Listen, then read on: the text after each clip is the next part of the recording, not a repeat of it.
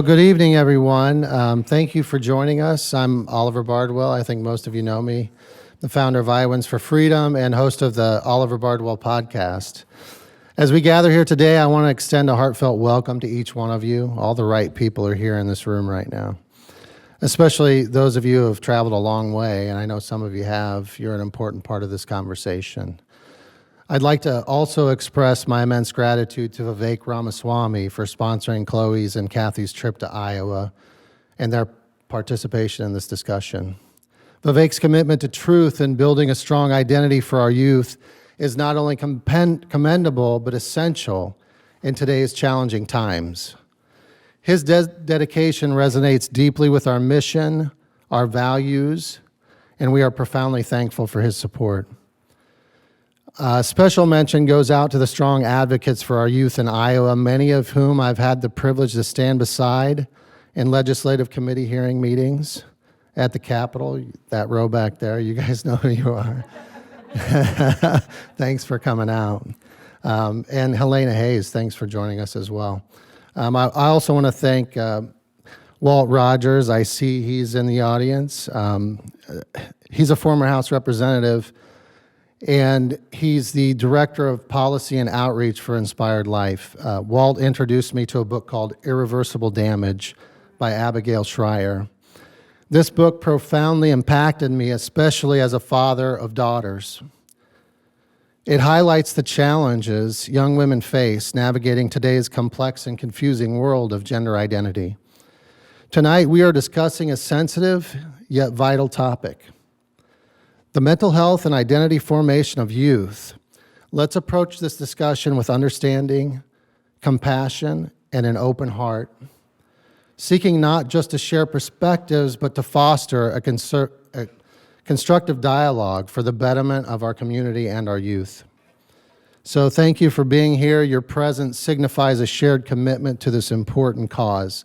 Thank you so much. And I'm going to invite Pastor Barnette up to open our meeting with prayer.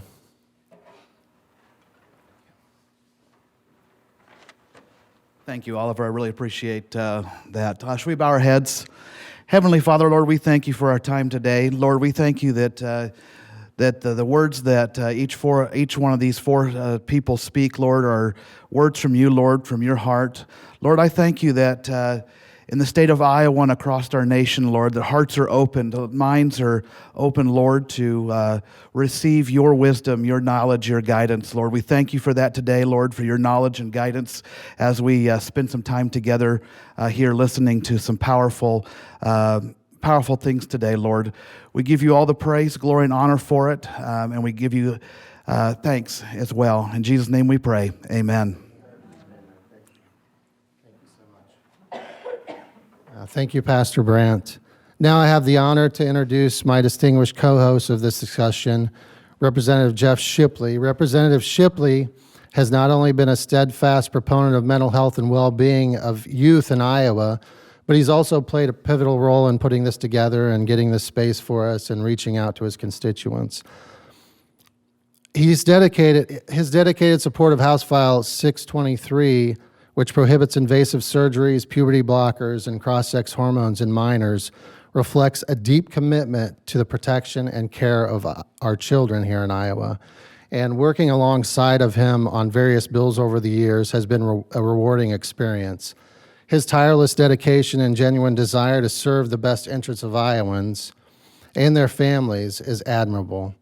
Please join me in welcoming Representative Shipley and share his valuable insight.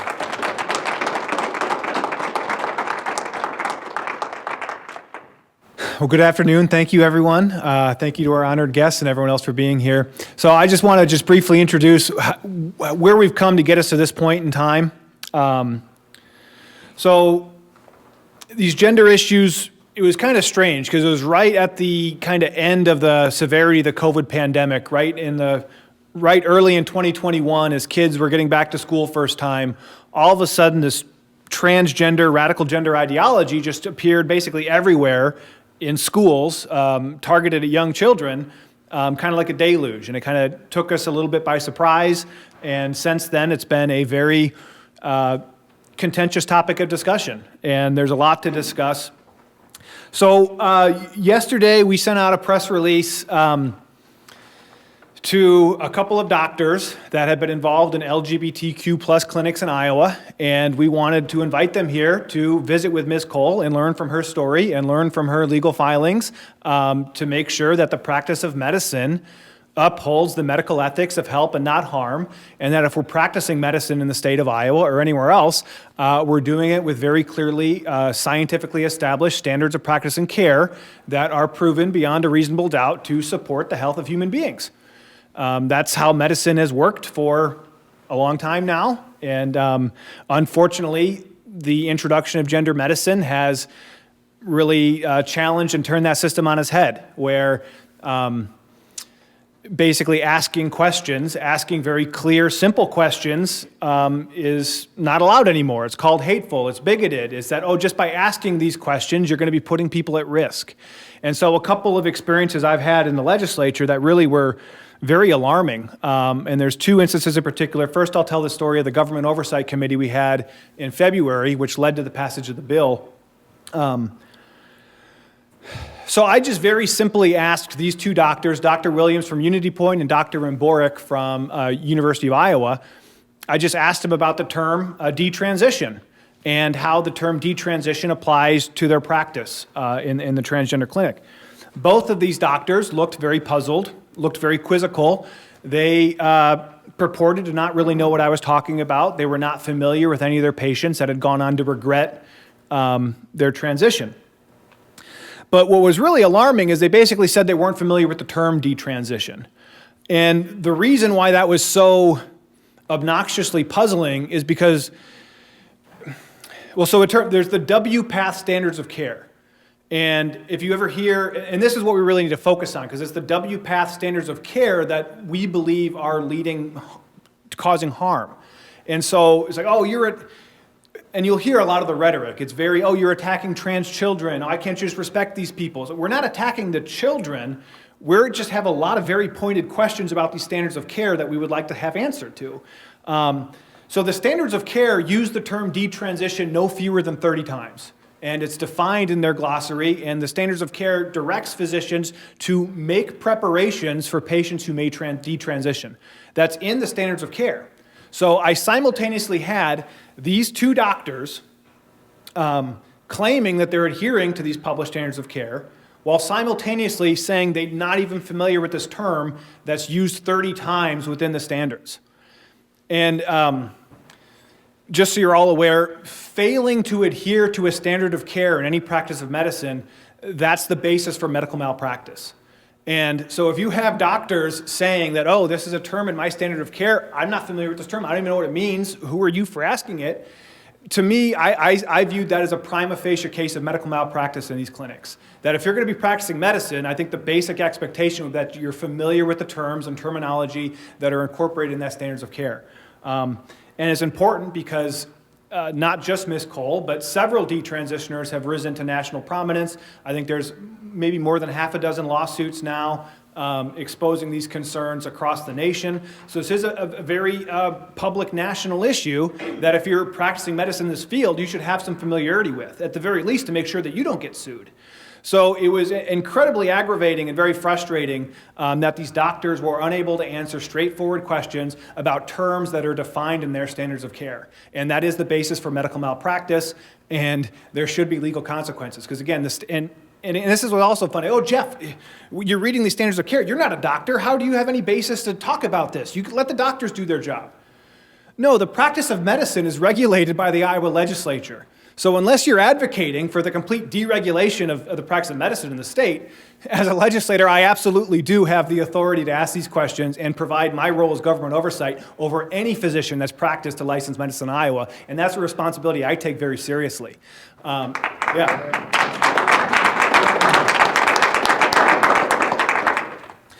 So that led to the passage of the bill, which was a necessity. There has not been a legal challenge to our bill yet. I know Florida had similar legislation where thankfully that was upheld in the most part in the court there. The other thing that really struck out was another incident. There's a group called Iowa Safe Schools. These are the self-appointed experts that go into school districts across Iowa to teach children about these concepts. This was earlier on. This was a conversation probably early in 2020. I still have the email receipt.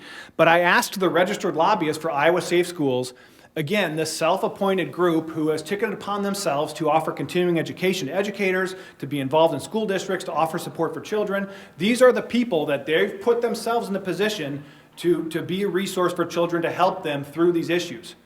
So same question to this person. I forget the lobbyist's name, or else I would tell his name right now, but I asked him, is it possible that someone could regret their medical transition? Are you aware of, again, I use the term detransition. It was Googleable at the time, so it wasn't as prominent as it is now, but it was still existed in the public consciousness. This person, this self-appointed person who's teaching our children about these issues, so, I don't think that's a thing. I don't think that exists. It's like, well, did you try Googling it? Because it seems to exist, and yet you're saying it doesn't, and you're the person who's in charge of teaching our children about this? That's a problem. That's a problem. And so the last I'll say on where we're at, the way that these issues are taught in school are very, very important. And so the ACLU just filed a lawsuit today. The state and Senate File 496, the Parental Empowerment Act, did restrict instruction on sexual orientation and gender identity grades K through 6. There is a legal challenge to that now. And I think my position is basically, I don't know if we can avoid these topics because, again, they're everywhere. I mean, you can hardly open up a bag of Skittles without being bombarded with transgender propaganda. So my goal would be to ensure the full, complete education or exploration of a topic, that we can't have schools presenting a one-sided point of view. That if an educator, so again, I'll put it this way, I don't necessarily have a problem of kids in public schools learning about these issues. I just want to make sure they're getting the full picture.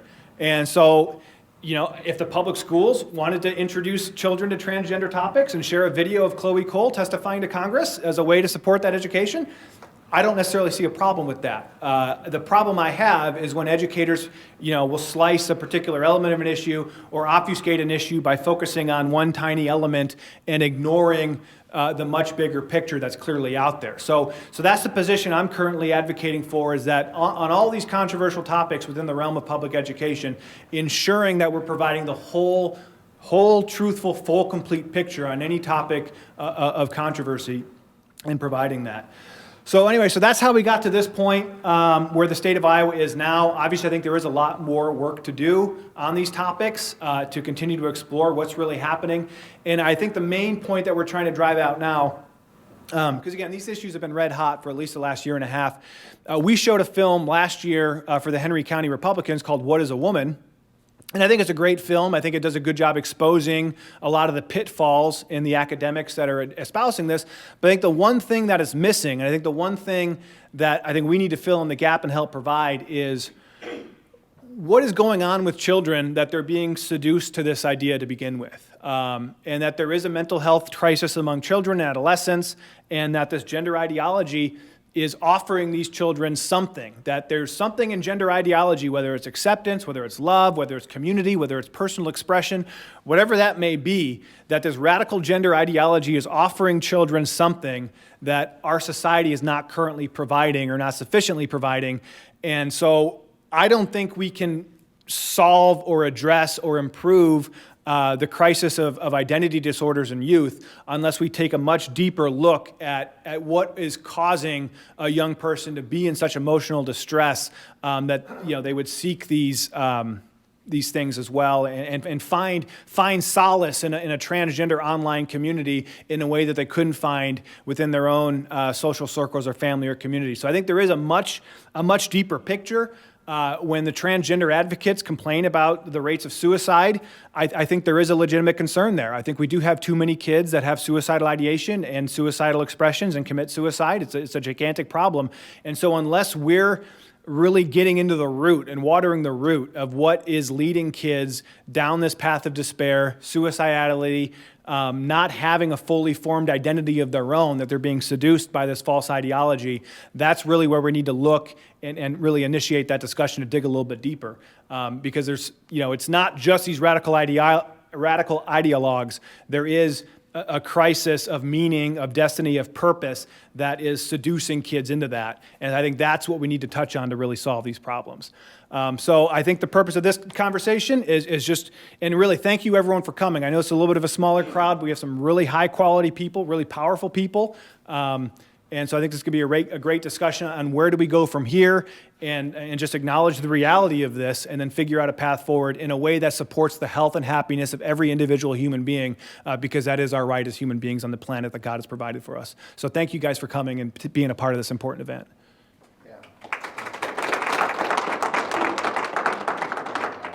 So much. Wow, he just kind of knocked it out of the park, didn't he? Yeah, and it's so important. And just the importance of informed and compassionate leadership. And that's what I appreciate about you, Jeff, is you're always trying to be informed and you're always compassionate with the issues. So thanks so much. We're lucky to have Chloe Cole here today and Kathy Barnette, because they're really in the middle of this conversation, and Chloe's story is so amazing. Her journey is a testament to the complexities of identity and mental health in youth. At a very young age, she faced some decisions that profoundly shaped her life. Her bravery in sharing these experiences and her earnest desire to help others make her a remarkable voice in this conversation. Chloe's openness in discussing her detransition offers valuable insights. And her kindness, her sincere kindness, adds a layer of compassion essential for this sensitive discussion. So thank you so much for being here, Chloe. We really appreciate it. And then we have Kathy Barnette that's going to be with us tonight. She's a prominent figure in political advocacy and campaigning. She is currently the Senior Advisor and National Grassroots Director for the Vivek Ramaswamy presidential campaign. Her expertise and leadership in this role are pivotal in shaping national discourse on important issues. Additionally, Kathy's recent U.S. Senate campaign in Pennsylvania against Dr. Oz in the Republican primary really showed how much of a formidable and competitive candidate she is, reflecting her deep commitment to public service and to conservative values. Welcome, Kathy Barnette. This is so amazing to have you here. So if you guys want to join us, we'll get started in this conversation. Thank you.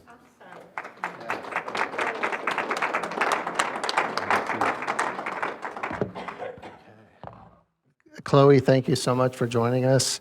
We'd like to start with you. Everyone wants to hear your story, How did, tell us about your journey, about the beginning, what led you to identifying as transgender at such a young age? So when I was a kid, I was the youngest of a family of 5. And there was about like a 7 to 8 year difference between me and the rest of my older siblings. I had both brothers and sisters. And I'd say that because I had influence from both sexes, I was sort of in between on being like a girly girl and a tomboy. I loved playing dress up, and whenever my sisters would put makeup on me or playing with dolls and Littlest Pet Shop and Barbies. But I also loved playing with my older brother's toys as well. I liked playing with their Nerf guns, their Legos, and playing video games with them. And as I got older, I started to lean more towards a more boyish personality, both in terms of some of my interests, my sense of humor, and I just felt like I related quite a bit more to the boys my age than the girls, and more to the male members of my family. And I really looked up to my older brothers as people who I thought were really tough and funny and just great to be around. And I hope that when I was their age, I'd be, I don't know, half as awesome as they were. I loved them. Yeah. And this was something that, being a tomboy was something that I took pride in for a lot of my childhood. But the older I got, and like the further that I went into puberty, and especially in middle school, it started to feel like something that would take away from me as a woman. These more masculine qualities that I had, I felt like I would never be feminine enough as a woman, that I just couldn't compare to other girls. Well, And allow me to interject so you can expound, because I know Chloe's story. We've been hanging out quite a bit. So I want you to expound on some of these portions of your story, because I remember you telling it about when you started going on social media, at what age, and then whose bodies were you looking at and comparing your body to? Yeah, so it's important to bring up that I started puberty at a pretty young age. I was roughly about 8 or 9 when my breasts started to come in. So naturally, that was a pretty uncomfortable experience for me. It felt like especially for someone who likes playing with boys, yeah, and running around with the guys. It felt like adult judgment was being passed on me well before I was anywhere near adulthood. And that a lot of my worth would come from my sexuality or the way that I looked or my body. And the messages that I was getting from social media and sometimes like from the girls and women around me even really sort of pushed that idea that womanhood as a whole was that it was a burden for one, and also that the things that made it enjoyable would be very superficial. Things like makeup and sex and relationships. I didn't really have a whole lot of interest in those things at the time. But social media really sort of rubbed these things in my face, these things that I couldn't really relate to, and especially these very hypersexual images and discussions around femininity. I grew up in an age where bodies that are like super curvy, super, whatever they call it, bottom heavy, hourglass. Yes. I felt like if I didn't look like that, I wouldn't be pretty. There was this ideal that I felt I was constantly being bombarded with that I could never match. And especially as a girl who had like a more athletic body type, like I wasn't super developed in my chest or hips, and I had like larger shoulders and a little bit more muscle. And sometimes I felt like this made me look more like a boy, and that I just would never, ever look like a woman in my life. I think I remember too that you had mentioned at one point that the women around you or women that you interacted with somehow made it seem like being a woman wasn't such a great thing, or it was a hassle, or it was a challenge to go through puberty and to experience all these women things. It was always talked about in such a negative light, things like periods and puberty and the social ramifications of all of that, as well as like the possibility of like getting pregnant, and then like the pain, the burdens of that, and going through the process of childbirth and being like what's the phrase? Like post-birth. Postpartum, yes. Right. They always talked about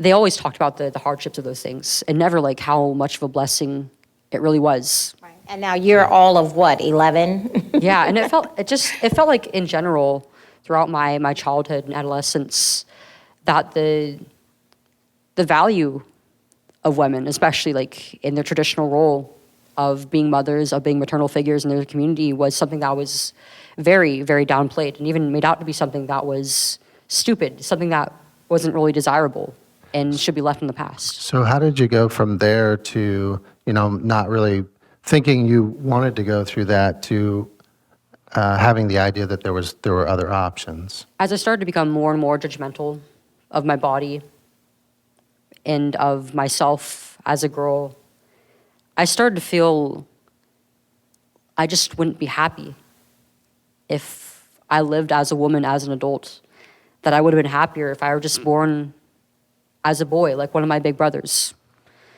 But that idea that I was actually a boy wasn't really in my head until after I learned about the transgender community through social media. What was your introduction into that community? It was very soon after I started using social media. I got my first phone when I was about 12 years old, right before my 7th grade year. And social media was the first place that I went to because that's where everybody else my age was at. And was it Instagram specifically? Yeah, Instagram was a big one. It was the main app that I used. I feel like it especially has an appeal to kids and young people because it's very image oriented. It's relatively easy to post on, and it's kind of addictive. Like you can just like scroll through these images all day, and the algorithm will change itself depending on what you interact with, what your interests are. And I was seeing a lot of posts around my interests at the time, such as like art, digital illustration, books, comics, anime, manga, and like video games and stuff. And a lot of these communities were deeply intertwined with the broader LGBT community. A lot of the people within them were young men and women, and some even like adolescents who identified as like gay, bisexual. Many of them identified as non-binary or some other gender or as the opposite sex. And an overwhelming number of those people were girls around my age who identified as boys. So what age were you when you were on Instagram and seeing this content? And 12. 12. I was 12. Okay. And it was something that I took a great interest in because it was very novel to me at the time. All these different concepts, like around sexuality and around your identity, these new words, these new phrases and identities that you could use to describe yourself. And also just how cheery it seemed to be with all these colorful flags and the discussion around it. It was all about like finding your true self in a community where you could be accepted no matter how different you were. And that was something that, I mean, throughout a lot of my childhood, I felt like I lacked. As a girl who was on the spectrum and went undiagnosed for years, I was quite different from a lot of my peers. And I felt like I really struggled to be able to keep and maintain friendships. So it was something that really just hit close to home. Did you have a lot of communication with this community? Did it through the Instagram or through messaging? Not directly, really. It was just, I think just learning about it, having that influence was powerful enough for me to start questioning why I felt like I related so much and why I felt so attached to it.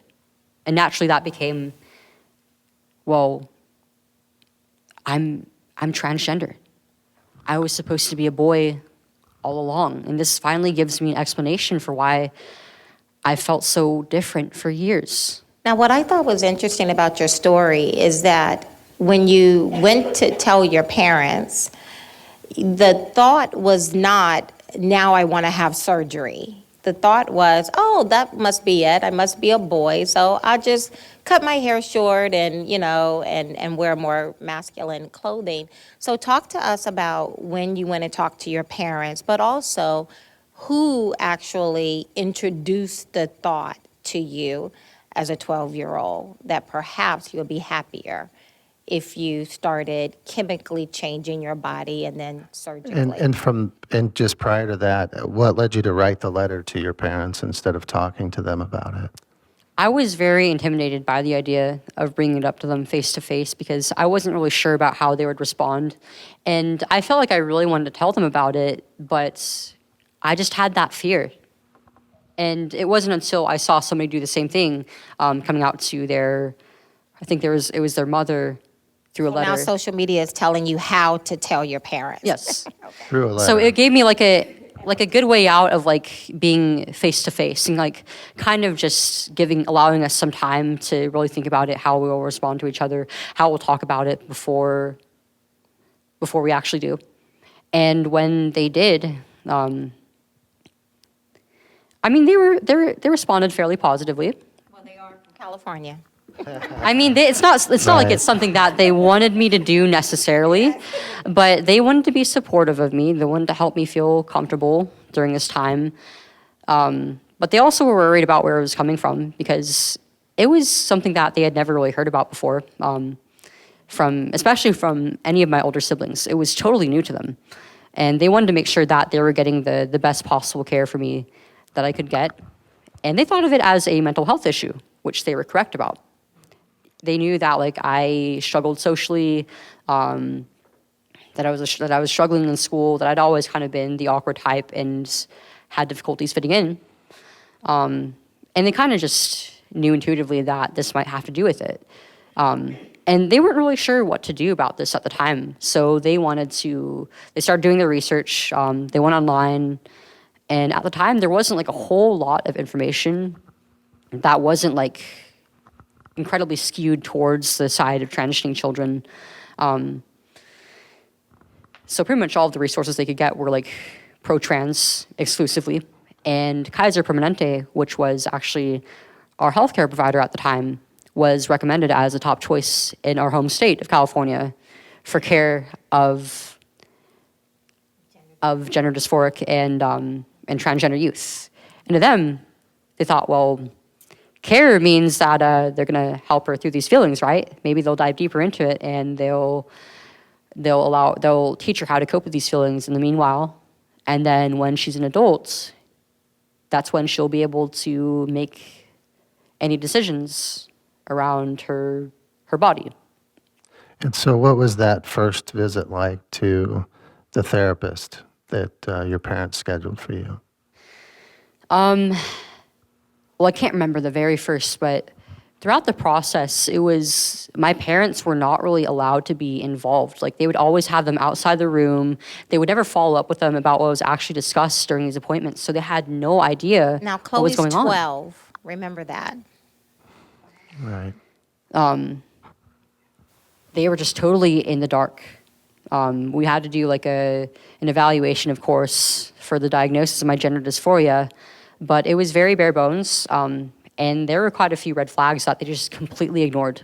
Like, I had obvious symptoms of a body image disorder. I was previously diagnosed and medicated for ADHD. I had symptoms that were indicative of me actually being on the autistic spectrum.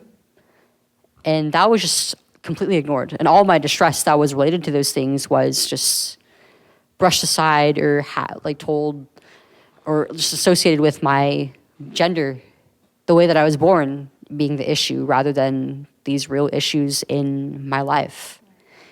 And at one point I started to, like, as I went to school, I was really struggling to socially transition and be accepted amongst my peers. It was a very awkward time because I was trying to present myself as a boy, but I still had visible breasts and a very feminine build and voice. So, and everybody had known me since pretty much elementary school, so I wasn't fooling anybody. How big of a school was it that you went to? It was a fairly small school out in the countryside, and it was a little bit cliquey. And it was a place where, again, I was already struggling to fit in. And I felt like the solution was to look like an actual boy. And of course, that would mean having to go on the hormonal interventions and stopping the natural course of my puberty.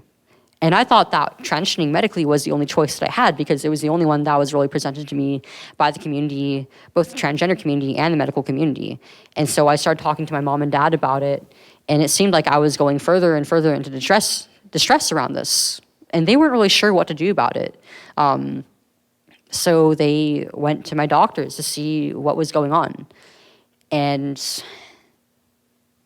there was an appointment that I believe they had without me, where they were told, when they asked these questions, when they asked about their concerns, they were completely shut down. They were told, yep, this is the only option that your child has. She knows what she wants. It doesn't matter that she's a child because gender identity is something that is innate and easily understood by children. She knows what she wants. And if you don't give it to her, they cited the high suicide statistics within the transgender community to convince them that it was going to be either transition or death for me. And they took the cure that was given to them for their child. When you're told by a medical professional that the only two choices for your child are becoming incredibly suicidal and potentially taking your own life, or being on these treatments and thriving, of course they'll take the second one. So now you're 15 years old at this point, right?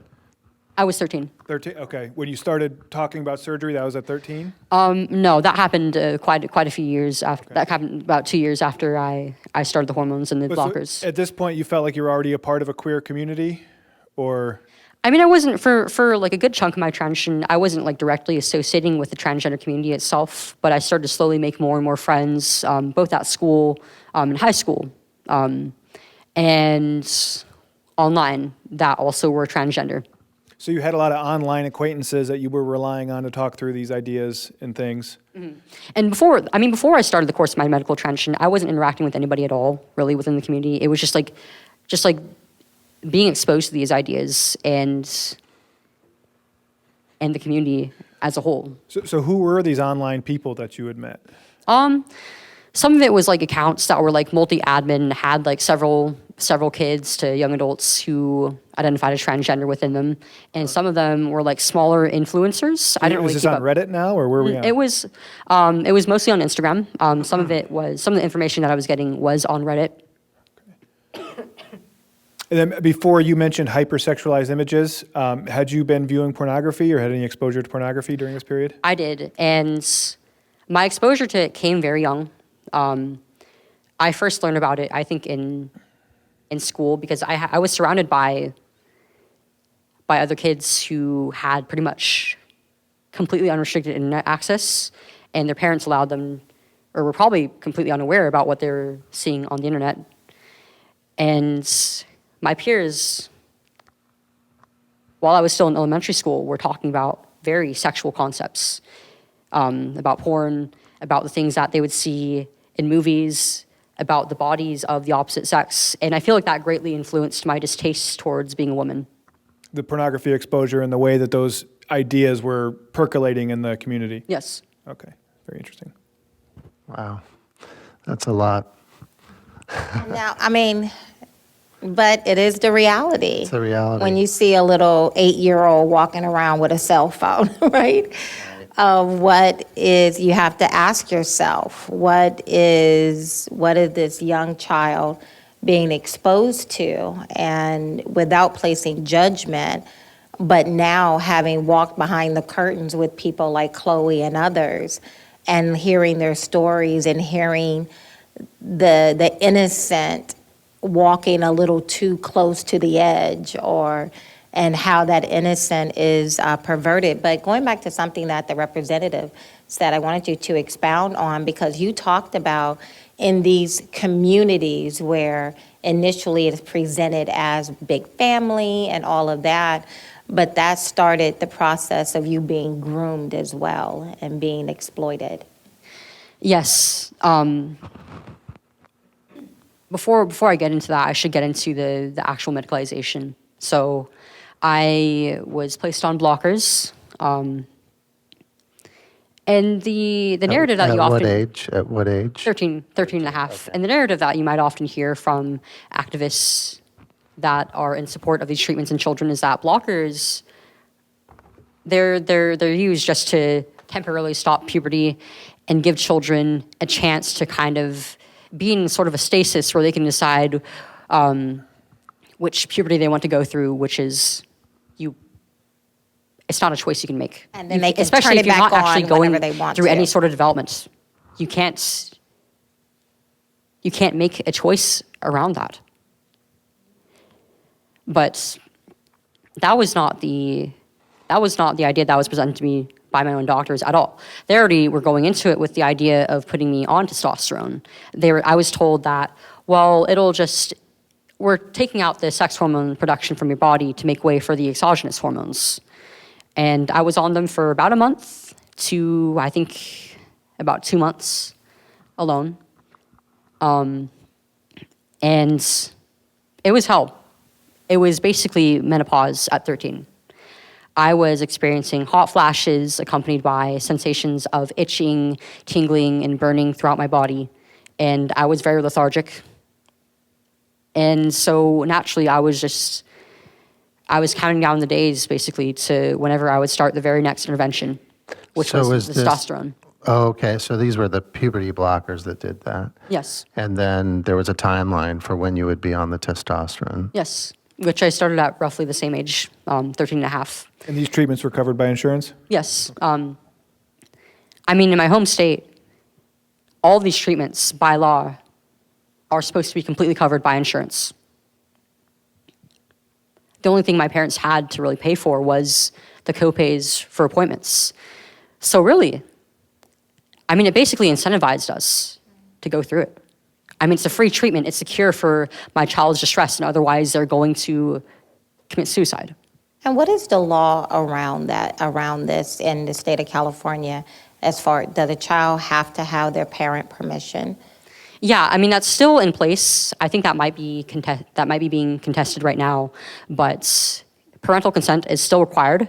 But I wouldn't really necessarily call it consent, because they're manipulating parents into believing that there is no other choice for the child, that it's going to be life or death. Were you in the room when that conversation with your parents was held? I don't believe I was. So they told you about it later, is that right? Or? My mom and dad told me about it later, and this was after I had stopped transitioning. Okay. But, I mean, the testosterone, it was quite the experience. I mean, it felt amazing to start on, especially after having no hormones in my body for a while. It felt great to finally be going through some semblance of puberty again. The cognitive and emotional effects were pretty much immediate. I became I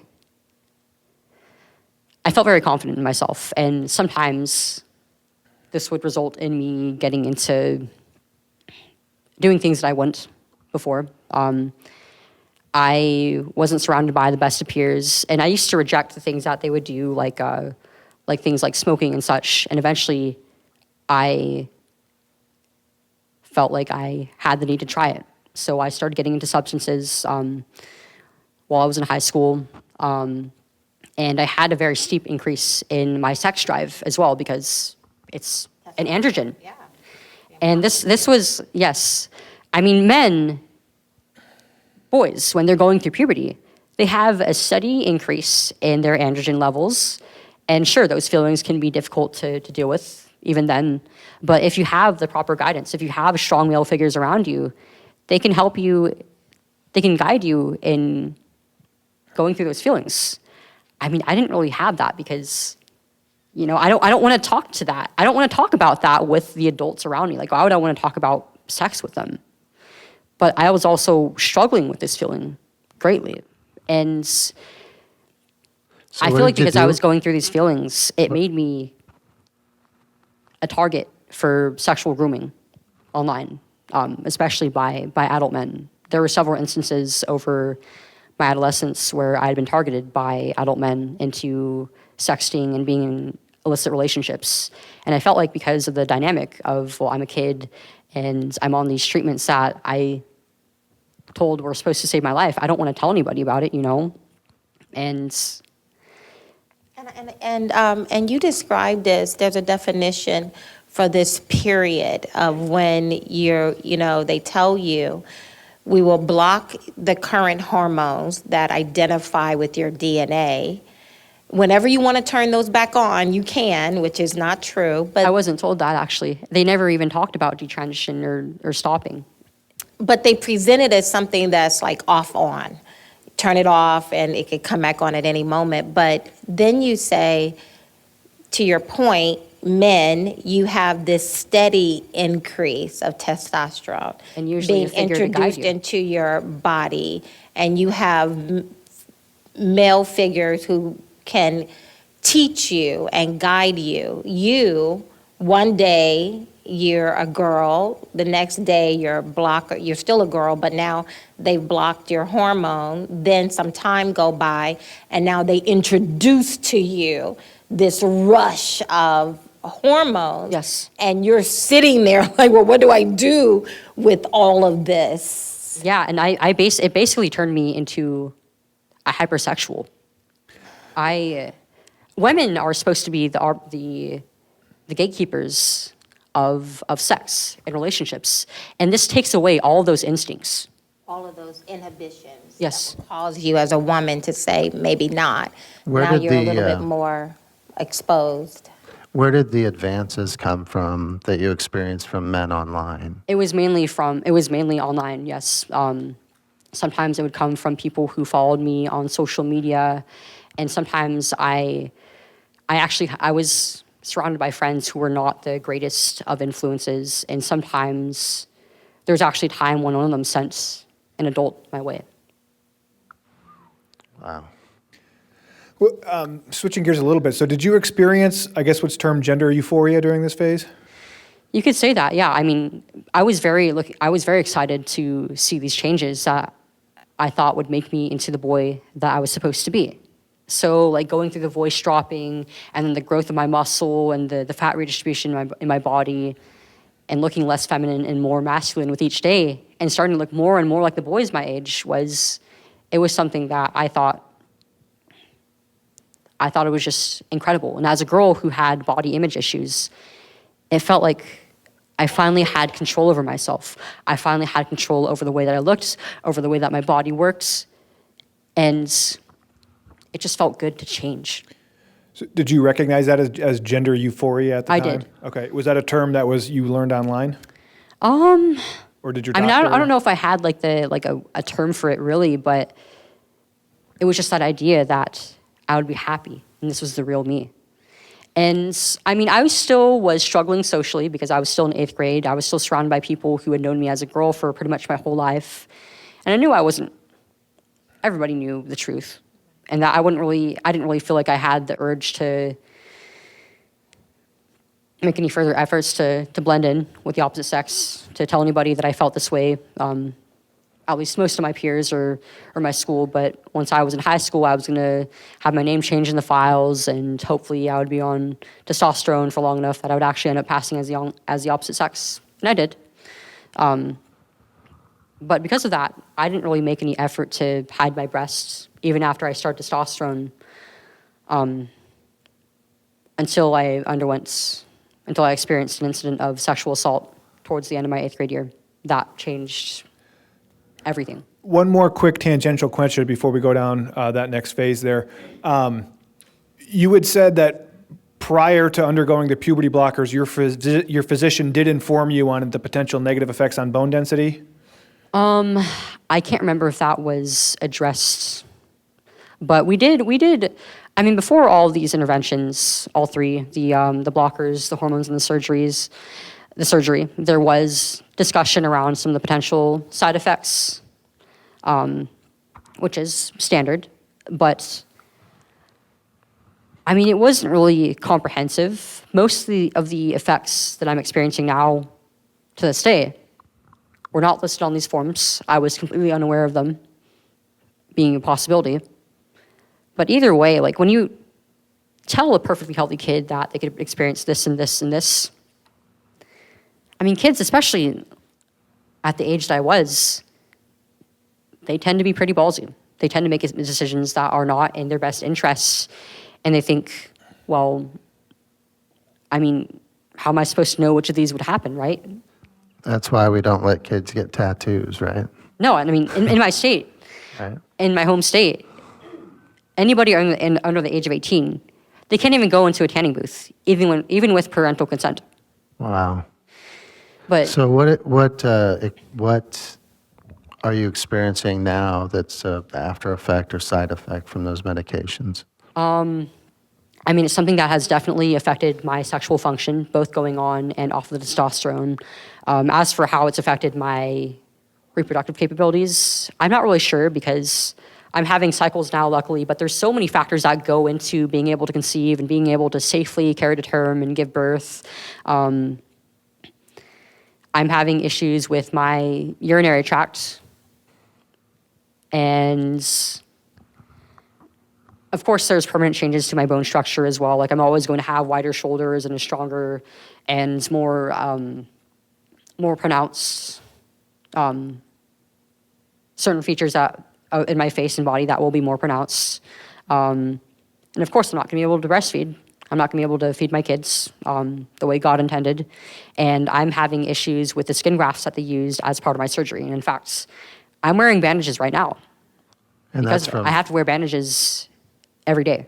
from 4 years ago. From 3 years ago, yes. 3 years ago. Oh, wow. I remember one of the things you said that was so heartbreaking is to your earlier question when the doctors came in, because remember most of your interaction with the doctor, Chloe, was without the adults in the room. So it's just you as a child, and can you really consent to anything as a child? But you explained the doctor would tell you right before your surgery you won't be able to breastfeed or you won't have breast to something, and then you remarked. I mean, again, I was in the mindset of I'm a guy, I'm a man. Men don't do motherly things. They don't breastfeed their kids. They don't give birth. Why would I want to do any of that when my goal is to become a man? So do you see the dangers of this? One, the adults are not in the room. They're talking to a child, going through the list of potential risk, even explaining to you once you have your breast removed, you won't be able to breastfeed. And from the age of 12, they've been telling you that you get to make up whoever you want to be. Yes. And so it's completely conceivable that as a child, when you and I were first talking about this, you was like, yeah, I'm a guy. Guys don't need breasts, right? And that was your consent apparently to them. Yes. And I also was at an age where I just wouldn't really understand just how important that was, because it was like, yeah, breastfeeding. But I didn't know how intimate that really is, how that plays into the bond between a mother and her child, or, I mean, the difference between like formula and breast milk. So is it fair to say then that at the time, being a 13, 14, 15-year-old transgender identifying person, you did not have necessarily the state of mind to provide informed consent because you weren't fully aware of the consequences of the actions, how they would affect you long term? No child would understand that, because when you've only lived in the world for so many years, you don't know what permanence means. You don't know what forever is. It seems like adults have known that for a long time. It's only the last few years that somehow we've magically forgotten that kids can't make those kind of life-altering decisions. It's like we're completely ignoring everything that we've learned about childhood psychology. Yeah. But just as a quick tidbit, that was recognized as a lawsuit related to the Tavistock Gender Clinic. That was a ruling, that was a part of that, was that these children are literally incapable of providing informed consent, because how can you, really cognize these long-term effects when you're just such a young child and in that state of mind? I have a 14-year-old and a 17-year-old, and when they do things I disagree with, I'm like, that's okay. Your brain is not fully developed yet. Right. Of course you're going to do that, right? That's why I'm here, right? To help you. To make sure it's not irreversible things that they're doing. Absolutely. I mean, and to your point, Vivek, on the campaign trail, and it's not revolutionary for him to say this, but in the culture in which we live in, it seems like, people were so shocked when he would say, children are not adults. Children are not adults. If you're an adult and you want to modify, mutilate your body, and my taxpayer dollars aren't paying for it, that's the little asterisk there, and you want to do some things, right, we would perhaps advise against it, but you're an adult. Children are not adults. And I remember when Vivek, he may have said it at one of the Moms for Liberty events, and some of the people in the room, they're just like, oh my God, can we say that? Can we say that out loud now? Is that acceptable to say that? Is he going to be canceled? To your point of why we have allowed this to happen to young people. Chloe, could you take us back to that decision you made to have the double mastectomy? And you mentioned you were assaulted, and what led you to that decision, and what were your doctor's recommendations, or how did they handle that, and how did that go? The assault was a particularly traumatizing incident for quite a few reasons. I mean, it was something that happened in a crowded classroom of probably about 30 to 40 people, including the teacher, and nobody came up to me or the boy afterward to ask if I was okay or to advocate for me. And I was told by girls before that, well, this boy, he might be kind of mean to you, but he'll never hurt you. But he did, in a way that felt particularly compromising because it was such an intimate part of my body. And this is somebody that had bullied you before as well, yes, right? it was somebody who had been targeting me throughout the whole school year, in fact, and nobody would ever really step in. It felt like my feelings, my safety, didn't matter to anybody. And that, in somebody even recognizing that I was female, that was dangerous. I wouldn't be safe as long as that were true. And I never bothered to report it to anybody because of that lack of trust in my peers and also in my school, because I had a special plan for my education. I had an IEP, a 504 in place that they just were not making any effort to really adhere to. And if they didn't care about my education, how could I expect them to care when one of their students assaulted me on their campus? So I never reported it. I repressed those memories and those feelings for a while, but that fear stuck with me. And that was when I started hiding my breasts using a compression device called a chest binder. I didn't want anybody to know that was a part of me ever again. But every day after school, I would take this thing back off, right? And even though I looked like pretty much any other 13, 14, 15, 16-year-old boy, it was like I was taking off a mask every single day. Those breasts, that part of my body was still there. And I wanted to be free of it. I wanted to be like any other boy my age. I wanted to be able to take off my shirt while working out and changing in the locker room and exercising and swimming. I wanted to be just like them. And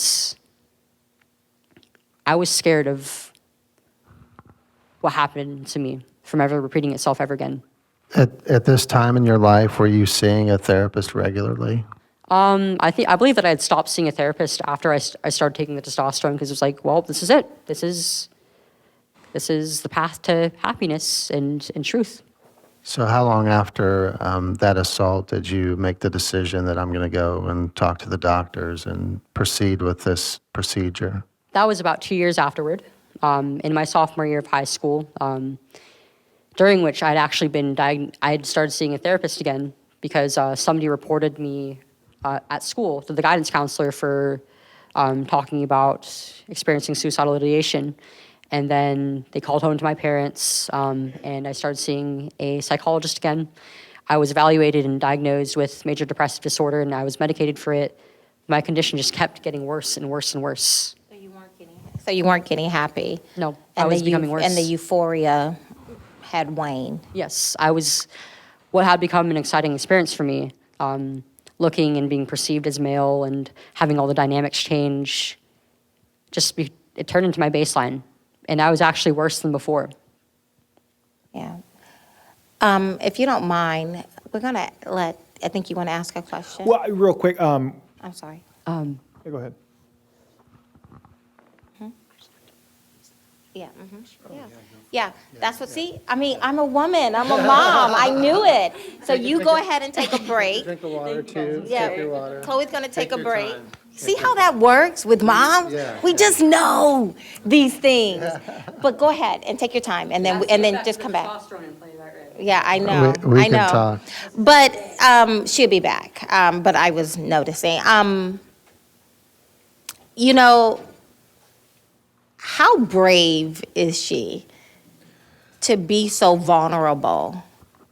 How long have we been up here for her to be here and to take questions from adults in front of a camera, in front of people, and the motivation, having been with her for so long now, is to make sure this doesn't happen to another kid. And so to inform the people so that you're not walking around acting like, well, can they be? Can a girl be? Maybe I'm the mean one. Maybe I should be kind. Maybe it is loving just to be compassionate and let them, it's not, right? And so one of her motivations is to make sure that you guys are not, the listeners, the parents, the grandparents, are aware of what people don't talk about when they're talking about transgenderism. And so I'm very proud of her. The door unlocked? Yeah, she'll come back. You said you've been traveling Can you with her for unlock a the long door? time. When did you first meet Chloe? Sorry about that. Yay! I met Chloe, like most people, on Twitter. Or I can't even remember anymore whether it was on Twitter or whether it was watching you at speaking events and, watching YouTube shorts of you testifying, things like that. But my heart, we're gonna give you a break, okay? I know that we've been grilling you for a little bit, but, That's fun though. oh, see, look at this. She's good with that. Right? Like the heart of a young person. I just love it. Well, I think it is pretty incredible that you've basically become a national spokesperson for this, and hopefully we get to the point of the conversation where you can tell us about some of the feedback you've received through the course of your advocacy. But yeah, it is incredibly impressive for a person your age to take this amount of responsibility to go to D.C., to visit the states and be with here. So I think all of us want to express our appreciation for you to be part of with us today. For sure, Chloe. Yeah, thank you. Thank you guys. You know, and I can see this twinkle in your eye about it. What Yes. drives you to do this? You've testified before Congress. You've done probably more than anyone would ever ask of someone in your situation. What drives you to continue to do this? So much. I mean, when I detransitioned, it felt like there wasn't anywhere for me to turn. I lost pretty much everything that I had known up to that point. Any help from my doctors, I would no longer get. I lost all my support from within the community, and I lost pretty much all my friends at school. It was an incredibly lonely experience for me. But I learned that there is an entire community online of people just like me. There were thousands of other detransitioners who, some of which I spoke to, and in listening to their experiences, it really helped me to process what happened to me and just assess the reality of the situation and coming to terms with what happened. It was incredible knowing that I wasn't alone. But at the same time, that was something that was deeply terrifying for me, knowing that I wasn't the only one. And these were all these people who I was speaking to at the time, they were all grown adults who had been through the process as adults. But here I was at 16 years old, being the only adolescent detransitioner that I knew of. And there was a feeling of loneliness in that, but also I knew that somewhere out there had to be thousands of other kids out there like me. And I just felt like if I didn't get myself together and start using my voice and the pain that I had been through to help those kids, I mean, would they ever find their voice? What would their lives look like? Wow, that's Just amazing. adore her. Yes, Tell them a yes. little bit, of the pipeline of children that you witnessed. Yes, so it does bring to mind, before I underwent surgery, I was referred by my surgeon, and I think a nurse, to what they called a top surgery classroom for parents, families, and children to attend before undergoing this to learn more about what they called top surgery, which really was double mastectomies for teenagers. And I mean, really, it came down to pretty much a propaganda classroom.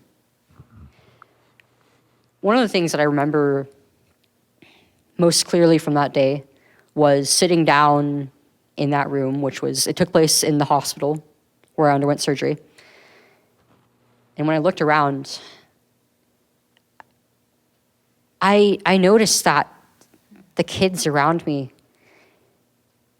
none of them looked like they were very advanced at all in their transition. None of them looked like they were on testosterone or even at the age that I was yet. I mean, most of them looked to be about that time probably you about were like what? 12 to 14 years old. I was 15, and it was like it just even then it kind of struck me as, wow, like they're not really even in it yet, and they're already seeking surgery. Was this one class or? Yeah, it was just a single seminar that I attended with my parents. Can you tell us about the moment in time where you lost faith or trust in your medical team? That came after I detransitioned. So When I- sorry, when you use the term detransition, you're saying that, how do you define detransition and what was that moment to? Yeah, please tell us about the moment and that what led you to that moment. The regret, I'd say it came pretty soon after the surgery, like maybe within about 2 to 3 months. But it was a feeling that was so foreign to me that I struggled to process it for a very long time. After I lost my breasts, I mean, the post-op process, having to look down at my chest every single day before and after every shower, taking off the bandages and doing the wound care, it was like there was a massive battlefield on my body. That was already difficult enough to deal with. But I started to miss some things about being a woman. At first, it was little things like being able to look cute, being able to wear makeup, to have my hair long and style it, and wearing dresses and skirts and the like. But this was no longer something that I could do because I looked like a boy. And if I dared go to school in a makeup, in a dress and some makeup, I would have gotten made fun of pretty hard. But I just kept missing it. And- I couldn't. This is a feeling that I just couldn't repress. And sometimes, like, I would wear my old clothing and some drugstore makeup in the comfort of my own room or whenever nobody was home. But I felt horrible, and it started to dawn on me that maybe this wasn't the direction that I was supposed to be in. And at first, I didn't want to admit to myself that transitioning was wrong. I thought, well, maybe I'm just going to end up being an effeminate man because sometimes boys are feminine too, right? It's okay for me to like those things. And that became, well, perhaps I'm non-binary. Maybe I'm just not either male or female because there's just no way that I could still be a girl, right? Especially after just losing my breasts. But nothing worked. I kept going to this downward spiral, and I was incredibly suicidal by this point in time. Were you discussing this with your community of friends and acquaintances? Not really. I mean, it was something that I really struggled to verbalize for a very long time. And it wasn't until in my junior year when I was studying in my psychology class things like family and children, how they develop psychologically and emotionally and socially, that I had this epiphany that perhaps one day I would want to be a mother, that I had this instinct. I felt like I had this responsibility to continue my bloodline and to have that loving bond with children of my own. It was the first time really that stuff like this had ever really been discussed in depth with me. And it wasn't by my doctors. It wasn't by the people who put me on these treatments that would take away parts of my sexuality and of myself as a possible future mother. I learned about this in class while studying on my own. And that realization was something that it was so beautiful, but it was also deeply painful that I could have lost these parts of me as a woman, as an adult, before I was even of age. That killed me. For weeks, I was basically non-functional. I couldn't focus in my studies at all. I couldn't really do anything other than cry and huddle up in my room all day. I didn't know what to do with myself. So is it fair to say then that the regret you experienced within a couple months or a few months post these procedures exacerbated your mental stresses and illnesses? Absolutely. Or, yeah, okay. I mean, that was rock bottom for me. That feeling of loneliness and not really even fully understanding what had just happened. So what precipitated that upward climb to, okay, I am not a boy in a girl's body. I'm a woman. I'm disenfranchised with what I've been through. And that decision to, okay, I'm going to come out as a detransitioner, or I'm going to say I'm not doing this anymore. It was a slow process. One day I realized that I was finally able to admit to myself that I regretted my transition. And I was becoming more and more feminine by the day. I started giving away my boys' clothes and growing my hair out and buying women's clothing. But I couldn't really yet admit to myself that I was a woman. It took interacting with other detransitioners and going through that phase of questioning for a little bit to really come to terms with the fact that I was female and that nothing could change that. And eventually that really started to shift my perspective. I started to realize, well, being a woman, it's not a curse. I think it's a birthright.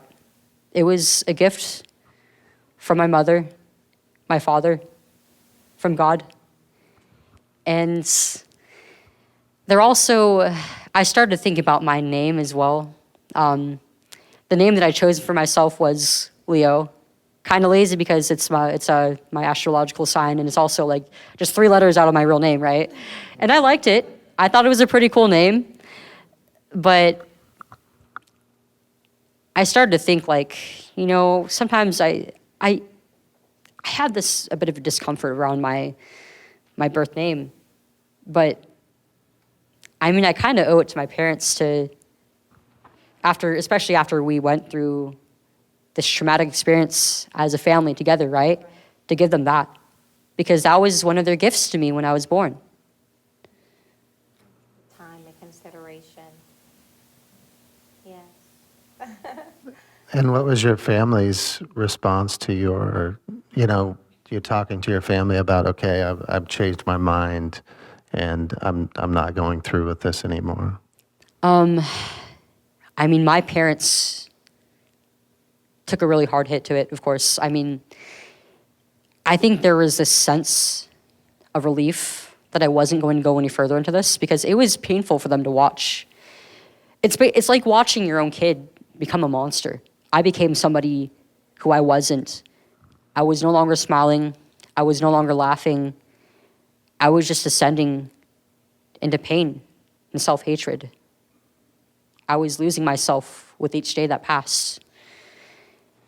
But there was also this sense of guilt because of that, because they thought that this was what was right for me, because that's what the doctors told them. They didn't really know what to do. But as time went on, I think we all started to become angry, upset at the doctors for leading us into this. So how did the doctors react to this? Did they help you in any way with your detransition? No. I had to figure out the medical aspect of it completely on my own. I haven't gotten help in detransitioning from any single one of my doctors who helped me through it. Not the therapist, not the gender specialist, not the endocrinologist or the surgeon. It was a lonely battle for me. I tried going back. I really did. I told my endocrinologist that I was stopping hormones, and I had no idea how to, so I just went off completely cold turkey. I didn't know if I was supposed to taper off or just do it all at once, but I didn't want to be taking it anymore. And the response was basically, okay, cool. I didn't get any guidance on what to do about it. And the gender specialist the best way that I could describe her position was that she's basically like a psychologist who's trained specifically to deal with gender dysphoria and refer people between different services, like for surgery, for example. She was the one who referred me to surgery.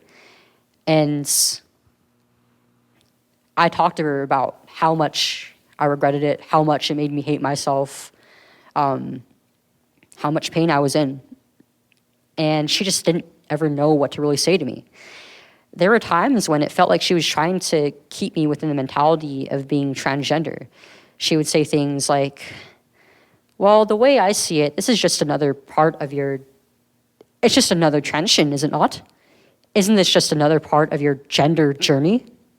And that was something that made me incredibly upset, because it really felt like she was absolving herself of any responsibility in this situation, and also just really grossly ignoring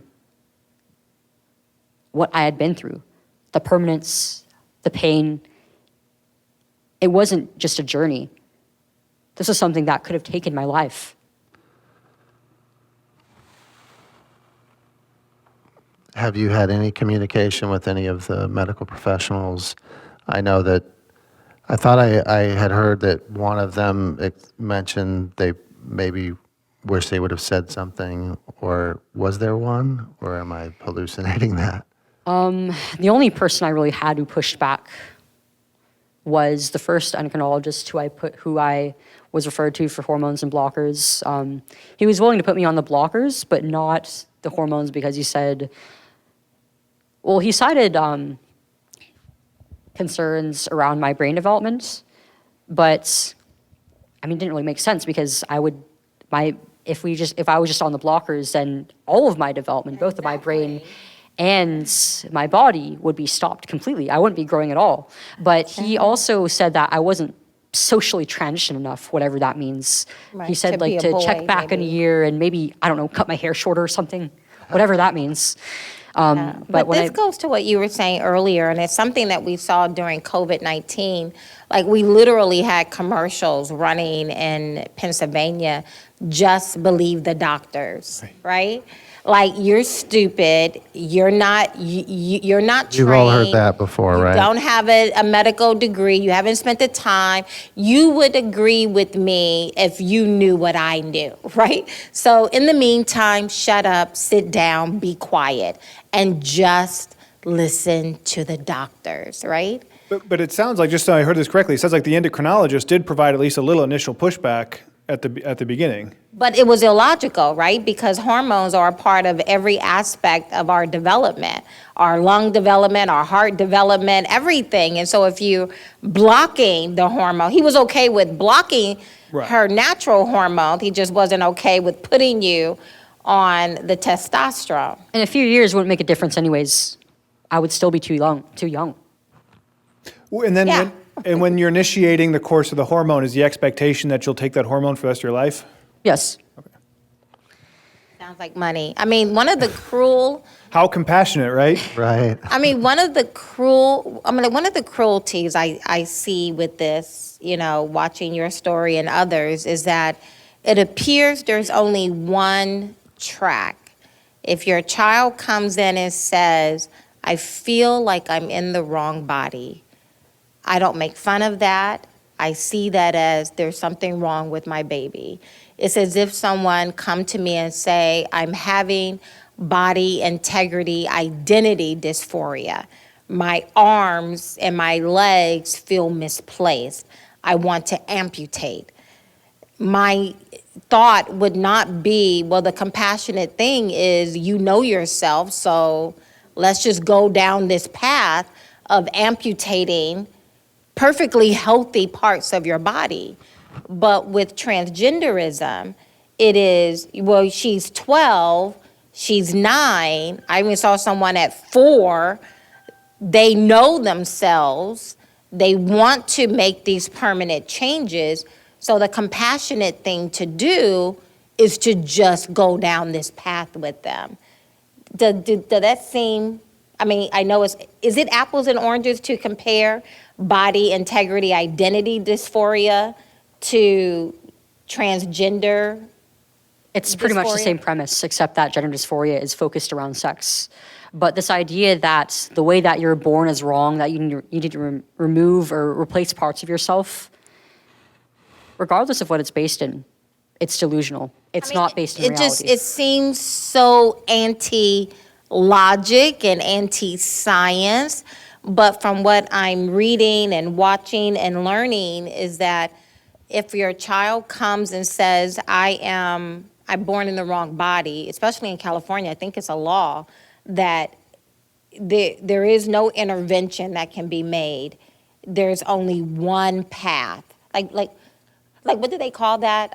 The affirmation only. Yes, yeah, it's affirmation, but if Conversion therapy. Right, right. So they banned conversion therapy. Which is defined as anything outside of take these hormones and schedule your surgery and affirm. Right, but No matter how crazy it gets, too. So another element, just throwing this out there, there was a whistleblower, Jamie Reed, down in St. Louis, and she was concerned about children identifying as inanimate objects qualifying for hormonal treatments.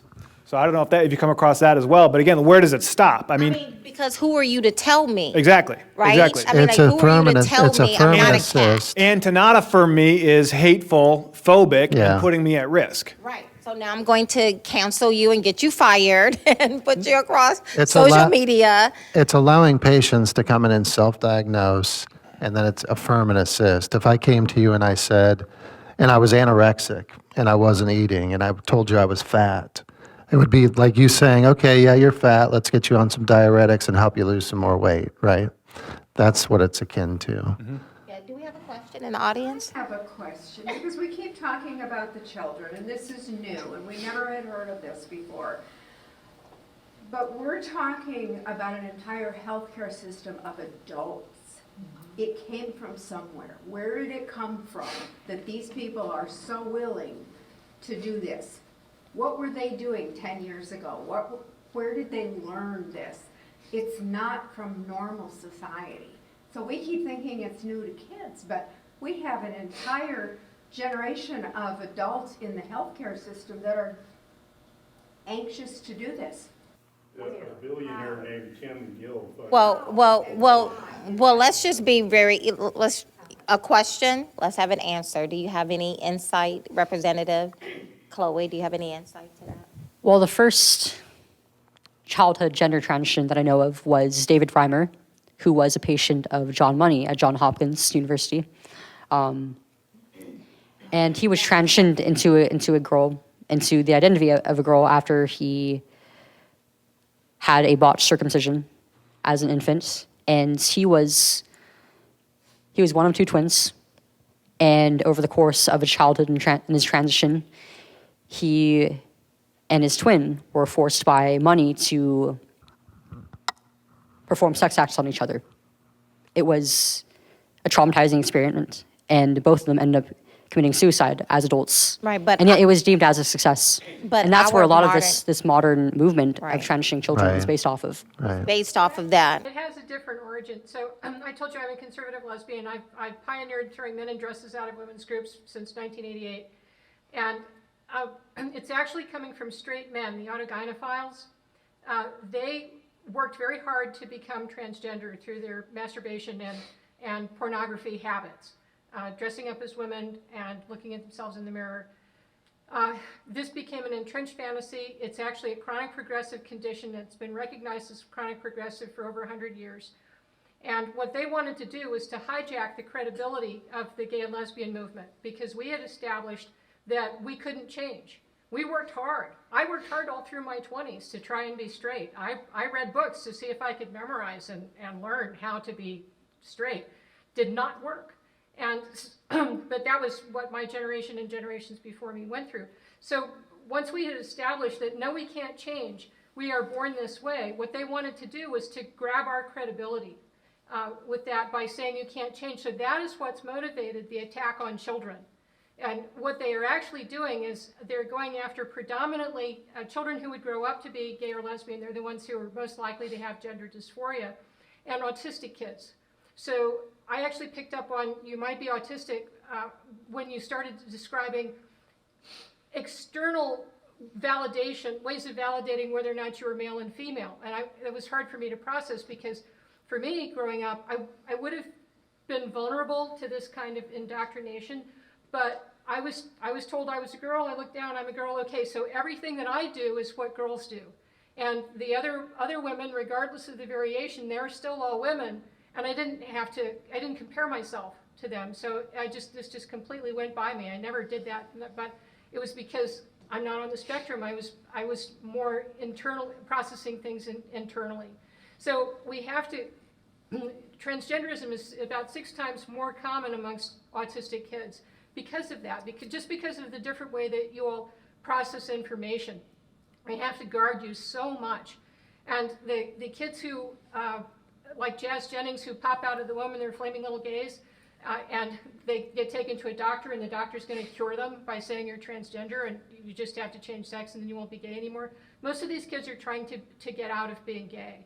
And so James Cantor is the researcher who has done the research on this, demonstrated that up to 95% of the kids who say they have gender dysphoria, they say that they're transgender, if they are allowed, if they're kept from social transitioning, if they are allowed to just get to puberty so that their hormones can tell them about the world, and then suddenly everything clicks into place, and they may not be comfortable being gay, and I'll need another few years to adapt to that, but their world makes sense, and they will have a sex life, they will be able to fall in love, and they will be able to climax. And kids who are puberty blocked, that may not happen for you kids. Chemical castration is very real for a kid who go on to these hormones. So much of what you said is accurate, and things that I've read as well.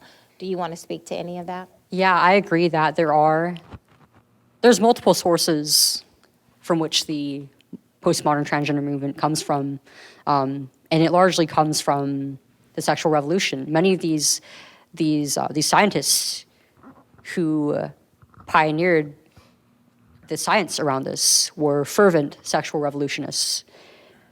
And a lot of these children would have ended up homosexual or simply gender nonconforming as adults.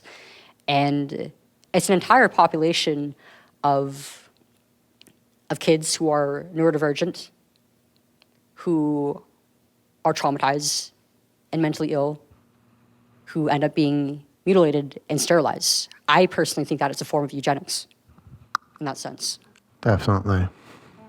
I would like to ask you about your spiritual journey as you went through this phase from transgender and identifying as a boy, and then detransitioning, and now you speak pretty openly about God. How is your evolution of your spirituality? And let me add on that too.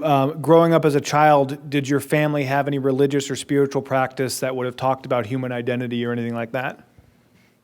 Those are very important questions, actually, that I think played a large part in my decision to transition, as well as my experience in detransitioning.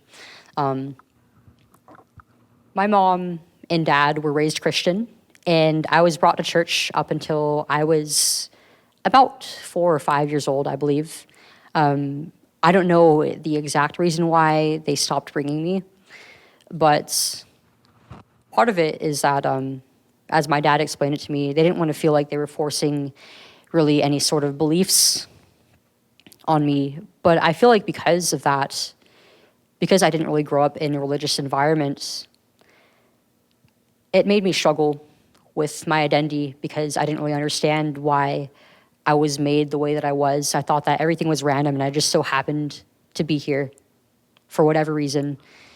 And I also didn't really have like a strong set of convictions or values because of it. And I was trying to search for myself, for my identity for years. And transitioning was something that gave me purpose. It gave me an identity and a reason to live for. But as I got out of it, I had to find a new purpose that wasn't just space around my body and myself. And I searched for a while. I started to reconnect with people around me who were mainly Christian. I went to church a few times. I started visiting and speaking at churches, and I think it was then that it really started to click for me. When I was in my adolescence, I started to question my religious and spiritual beliefs, but I never really got into any particular religion or studied a whole lot. For the longest time, it was kind of a logical thing. Like, with how imperfect humanity is, I just don't think that that it's possible that we could be the highest beings in existence out there. That there has to be something greater. I mean, there's so many things that about the world, about the universe, that we keep discovering, but we can't explain. And that belief that I was created by a loving God, that I was created for a time such as this, that I have a purpose, it gives me a reason to be here. But also, one day, I'm not going to be here. I don't know when that's going to be, but it gives me a purpose beyond the world to keep fighting. And I just want to say, when I just heard Amazing. you say that, I'm fulfilling God's purpose, I got a sense of euphoria just from hearing you say that, Yeah.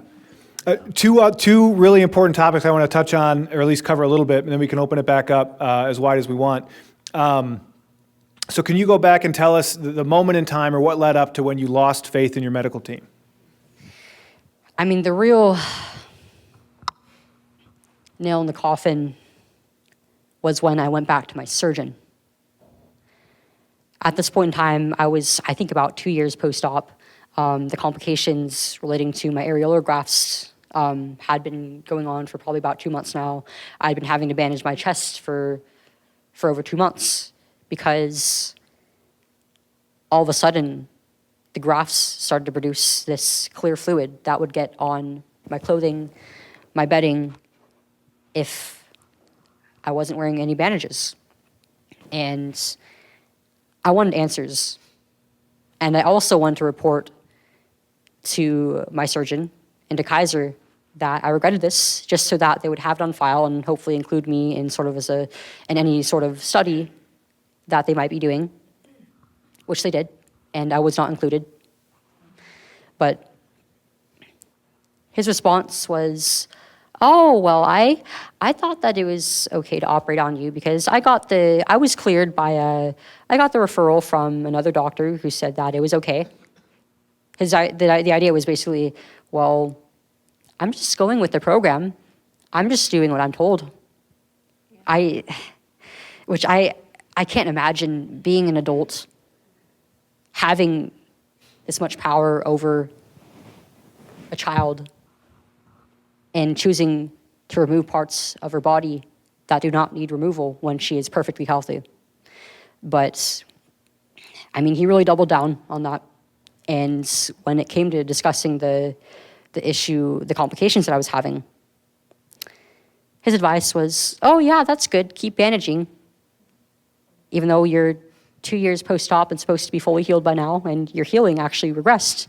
How about we put some Vaseline on it to keep the wound moist," he said, which didn't make sense because when it's not supposed to be. And it was like, I didn't really get it because of that, but I thought, well, he's being very calm about it. He's very nonchalant about it. So maybe this is something that he's seen before in one of his other patients. I did it. I had a skin infection for a few days, and that was when I thought, as long as I'm with Kaiser, I am never getting any help. I think it was probably about a year that I went without seeing any doctor because my trust in Kaiser and healthcare as a whole was just crushed. So now you're getting help, though. Yes. Awesome. Guys, we have been here for almost 2 hours, no like kidding. 15 minutes till. Can we take another question? And Yeah. then we can just close Well, one out thing with real some quick that I do comments. want to make sure we cover. So you've generated a lot of attention. You've even generated some animosity. We were in Iowa City last month, and there were people that were willing to march and scream and even commit criminal acts, including blocking traffic, because they were so upset that you were even on campus. From what I can tell, I mean, you have a couple of opinions, but mostly you're just really telling as a matter-of-fact story of your personal life and what's happened to you, and you're really not going very far beyond just your personal experience.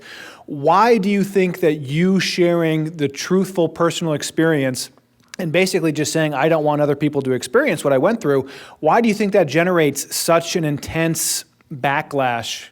Why do you think people are so upset for you telling the truthful thing that happened to you? I've been getting the exact same type of animosity since the very beginning of my detransition, and even just announcing that I regretted my transition. I think in large part, it comes from fear. I mean, this is an ideology. It's based entirely in an ideology. And the idea is that the younger you go with transition, the better, because a person will end up being less dysphoric because they'll have less development in their primary and secondary sex characteristics, and so they'll be able to fit in better as their desired sex. But it doesn't really take into account just how dangerous it is to transition younger and younger, especially because of the health complications that come up and how little you end up developing into an adult because of it, because your development into adulthood is being stunted.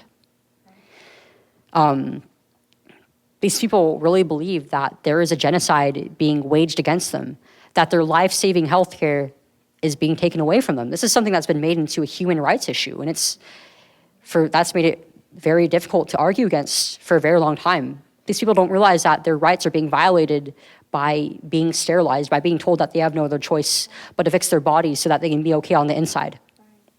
And because I transitioned so young, a lot of these individuals, especially who transitioned well into their adulthood, are jealous because they're told that it's better to do it younger so that you'll look more and more like the opposite sex, and it'll be easier to transition medically.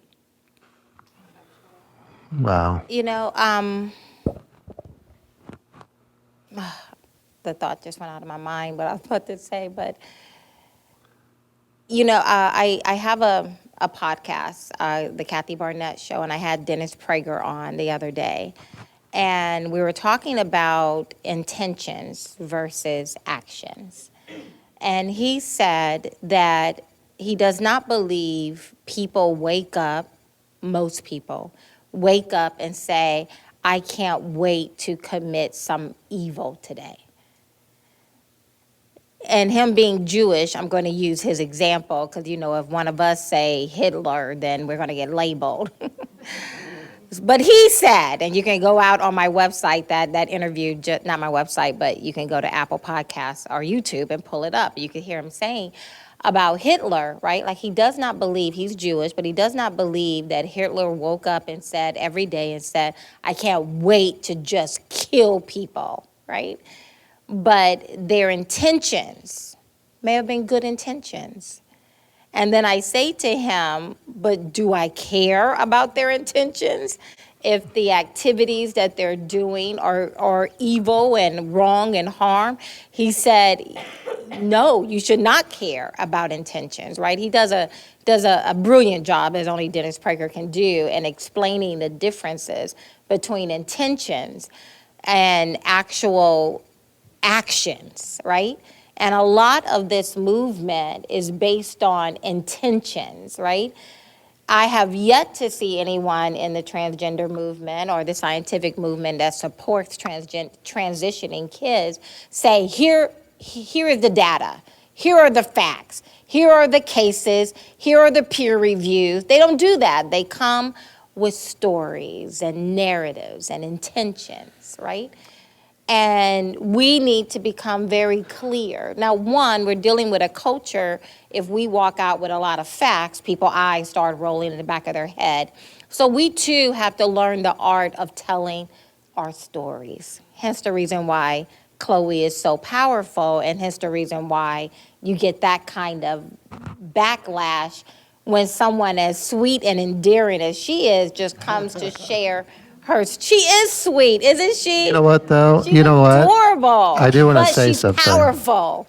She is powerful, and my friend Mark Cisneros said that when he saw you speak, that there was a protester that had a sign up, and then you started to talk about your story, and they started to lower their sign and lower their sign, and then pretty soon it was on the ground, and they were just listening. Yes, so this actually happened at a rally that I spoke at where somebody, Okay. I believe the sign said something along the lines of, listen to transgender kids. And at the very beginning of my speech, I said, and I am a former trans-identified kid, and I saw them. I saw the light Okay. just go out of their eye.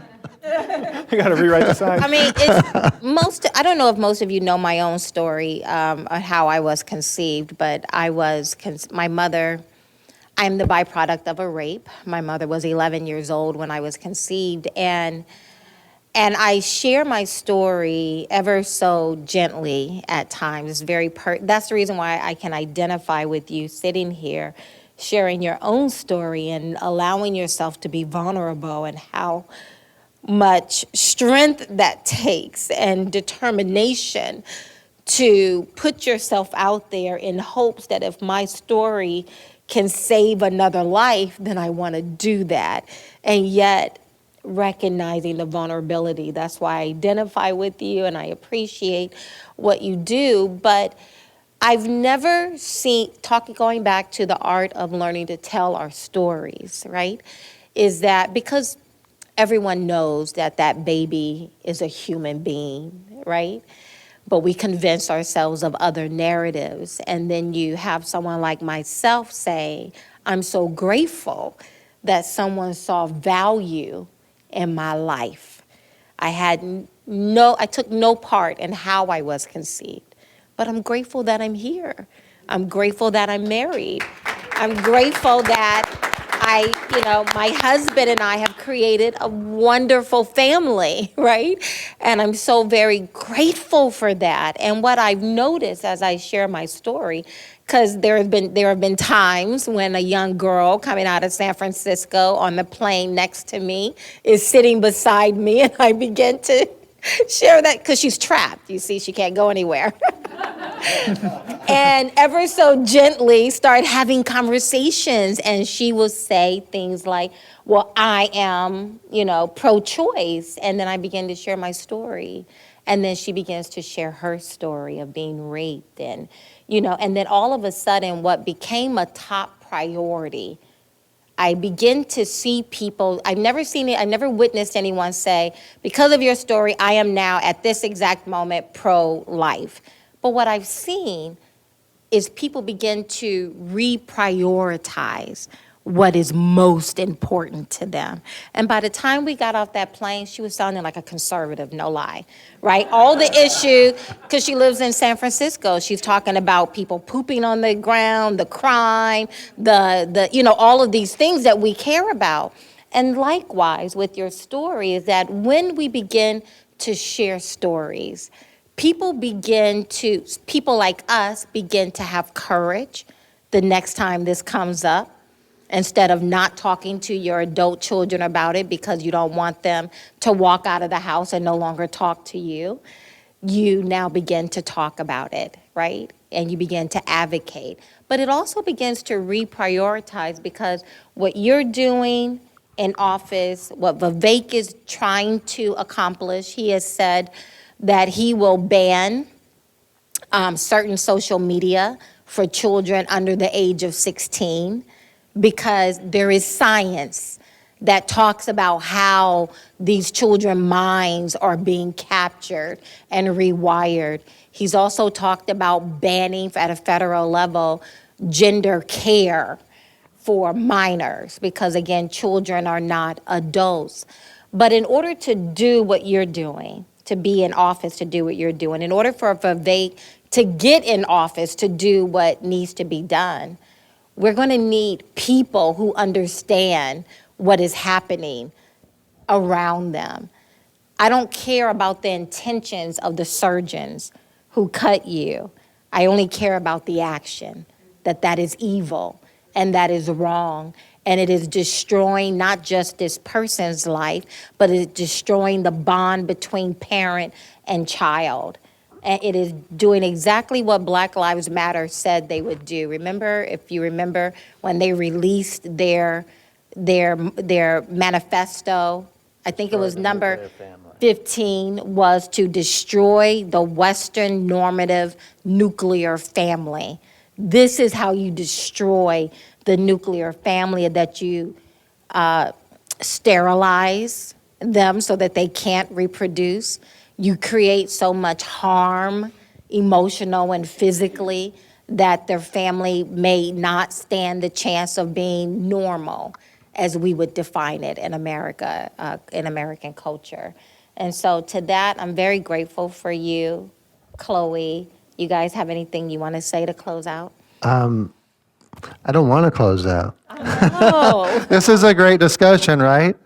Can I ask Representative Shipley a question real quick? You know, Kathy did such a great job about talking on the national scale, what needs to happen and what we need to see, and what Vivek Ramaswamy's policies are going to be about. You know, we worked really hard to get the bill passed to protect minors in Iowa. Where are we at, and where do we need to go?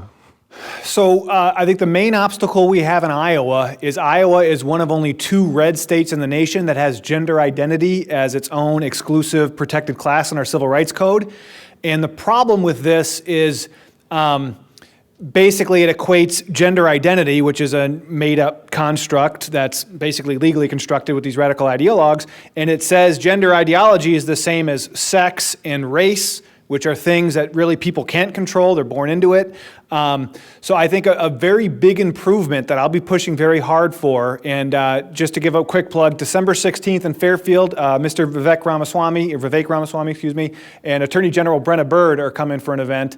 And so we're going to continue this discussion with them.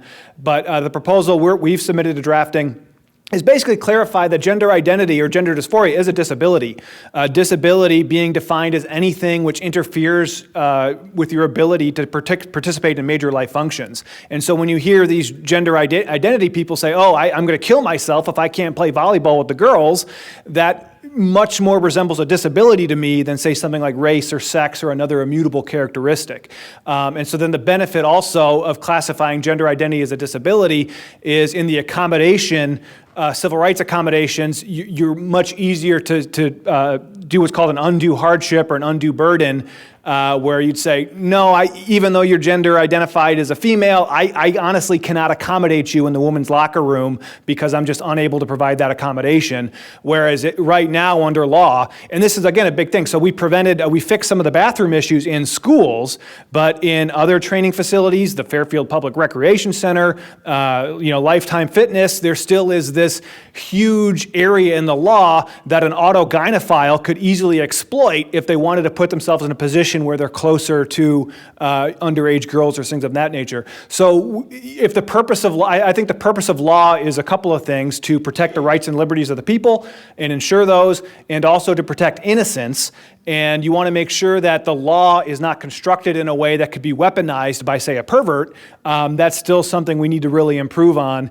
And the main obstacle is there was a U.S. Supreme Court decision, I think called the Comstock decision, where the Supreme Court conflated this idea of gender identity and biological sex, and it was Supreme Court Justice Kavanaugh, Trump appointee, who wrote that decision, and that's going to need to be overturned one way or another. And I think the state of Iowa could help do that by clarifying some of these civil rights questions. And if we have an attorney general and a governor and a lot of grassroots advocates and Moms for Liberty who can drive this discussion, I think we can get it done. Because in politics, we talk about things being ripe. The issue has to be ripe enough. Like, we weren't able to get vaccine exemptions protected until people were literally going to have to walk off the job the next day. I think the gender identity issues are ripe enough for the state of Iowa to take a very bold action like that and clarify our civil rights code. And yeah, they'll say, oh, you're committing a trans genocide. I mean, they already accuse me of that all the time, so it's not really, and again, I've never sterilized anyone, I want to make that very clear. I want all transgender people to be able to reproduce, to live in peace and prosperity, however they want to express themselves. I'm not sterilizing anyone. I'm not causing any sort of genocide. I think there's some people on the other side that label, especially when we look at the mortality rates post-transition, and again, the depression disorders that happened after transition, the suicidal thoughts It's actually 19 times higher once they start transitioning, the suicide rate I read. According to one analysis, Is 19 times I would higher. just say we need a lot more data to really clarify. But there's clearly where there's a smoke, like, that's there's fire. huge, 19 times higher. Correct. Yes. And that's what's a sad thing is this whole gender ideology seems to only be able to advance itself under the cloak of deception. So the big victory we had in Iowa this last year, basically saying that schools have to tell the truth to parents. I don't know how this became a big federal issue. Thankfully, the legislature decided that, yes, you do have to tell the truth, and we did have the U.S. federal court also strike down that Lynn Marr lie to parents policy. So it seems like wherever transgender ideology, there seems to be the spirit of deception, which again goes back to the introduction of these doctors not providing a straightforward answer on a term that's in their standard of care. And thank God we have people for telling their stories, because if it wasn't for the advocacy of Ms. Cole, I wouldn't have had the ammunition to grill those doctors the way we did last February. So it really is a team effort, and I'm just so thankful to be riding on your wake and following your lead on that. Thank you. To repeal gender identity from the civil rights protections, because in Iowa law now, it is against the law to annoy a transgender. You cannot make them feel unwelcome. Well, arguably. So that was a big thing in that federal court decision, is they said misgendering someone or using a dead name or whatever, that did not necessarily rise to the level of bullying or harassment. So it's still a little bit of a murky issue that needs to be clarified. And yeah, what I'm describing is basically we'd remove gender identity from Iowa Code 216. And right now, like the disability code, like even having AIDS is in there. So basically, a couple of years ago, we were in a situation that having HIV, you had more legal rights than an unvaccinated person, which is, again, completely bizarre. So I think we've just put gender dysphoria under there. And again, if someone truly has a suicidal ideation or a depressive disorder that's preventing them from engaging in life to the fullest, I think we do need to make an effort to accommodate them, as long as it's sensical and as long as it does not violate the rights or liberties or safety of anyone else. So I think we do have to find a very clear, truthful middle ground and create laws that protect everyone to the greatest extent we can. And we can definitely go into detail, and we definitely need someone like the Attorney General and 4 other attorneys to make sure we're getting it right. So, Well, thank you. That was a great answer. Yeah, we have one more. She's great. One another question? Okay. She drove 2 hours. I wanted to ask a question of Chloe in regards to, and this is kind of her opinion, but I appreciate it. In hearing your story, I heard you speak about the social media and viewing bodies and the sexual acts, et cetera, and how it influenced you. I'm hearing you speak that, we want to get social media controlled. Now, on the other spectrum, we are witnessing the, the damning of people that want to keep pornography out of schools. Mm-hmm. Why are we damning them? And don't you feel that how is that different than on social media to you? Do you know what she's talking about with the pornography, with the books? Yes, yeah, I've pornographic heard books and that reading. that in schools are now introducing these children as young as elementary school. That has no place in our It has schools. absolutely. It was one of the reasons why I started homeschooling our kids. My daughter was in 5th grade, and she came home. Not 5th grade. She was 5 years old and in kindergarten, and they come home with this big package of information.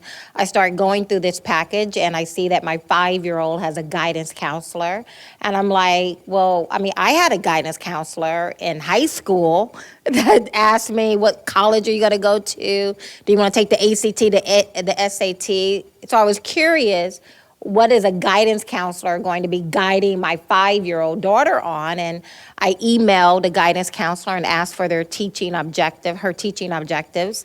And it was 35 of the most ridiculous things. And essentially, the guidance counselor assumes the role of a parent. And so I remember distinctly, number 5 was going to teach my 5-year-old about how to distinguish between a lie and the truth. And I'm like, most adults I know can't distinguish between a lie and a truth.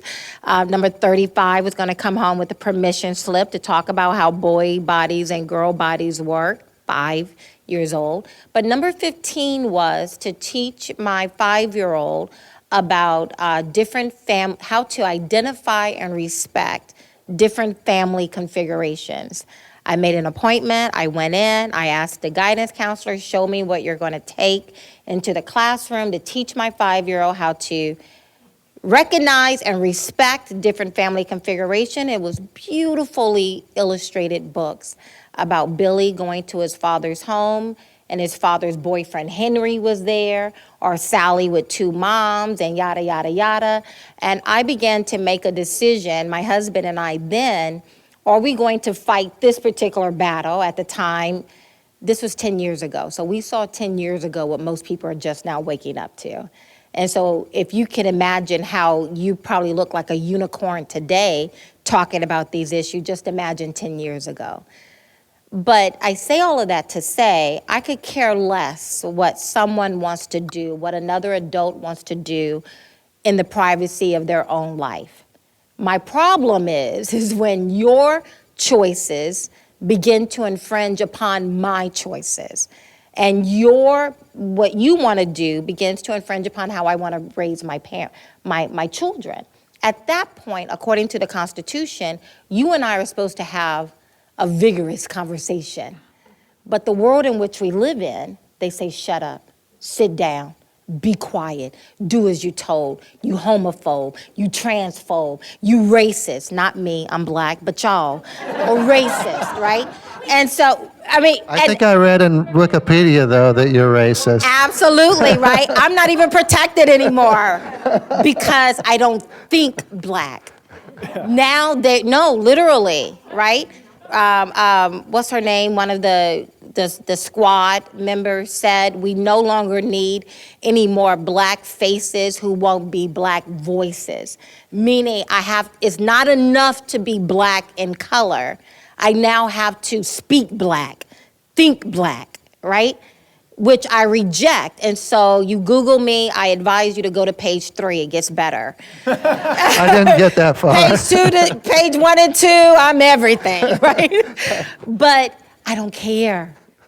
And this is why I bring people like Chloe on the trail with me just to share. She has not endorsed Vivek. I am not asking her to endorse Vivek. I don't need you to endorse Vivek. I think her story is so pure.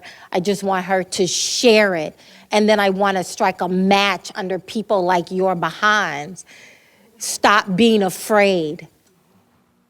Stop trying to, it's not about being tolerant. Because they say to us, be tolerant. But now they're like, accept your body, but change. Add something to your body, cut something off your body, right? And then we're like, well, why is this happening with the doctors? Why is this happening in the schools? It's because good people are sitting around doing nothing, looking around, waiting for some political messiah to come and do your job for you, right? You have to start talking to people. If a boy and a boy want to be together, go do that. Just don't shove it down my throat. And don't teach it to my 5-year-old. Especially when you're looking at where we rank in math and reading and things that really matter in life. Let's get that job done first before we start adding other things, right? But when you see good people who are willing to stand up for you, get behind them. I am obviously here supporting Vivek.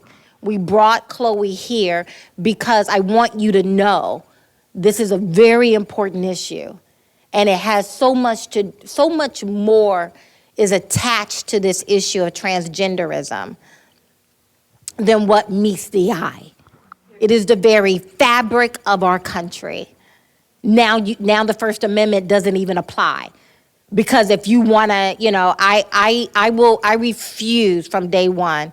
I used to work at Fox News. They would have me there 2 to 3 times a week in New York. And then this is when Bruce Jenner decided he wasn't Bruce any longer. And Fox News was buying into it. And I made the decision, if you want to bring me on and you don't want me to reference Bruce as Bruce, I suggest you no longer invite me. Because I'm not the confused one. And I will not pretend that I am, because my babies are watching. And we need young people to know there is such a thing as truth. We don't own it, but I believe it exists. And I believe it's my job to go figure it out to the best of my ability. Plant my stake until better information comes along. But you guys, January 15th, that's why I'm here. I like you, but not this month, I'm kidding.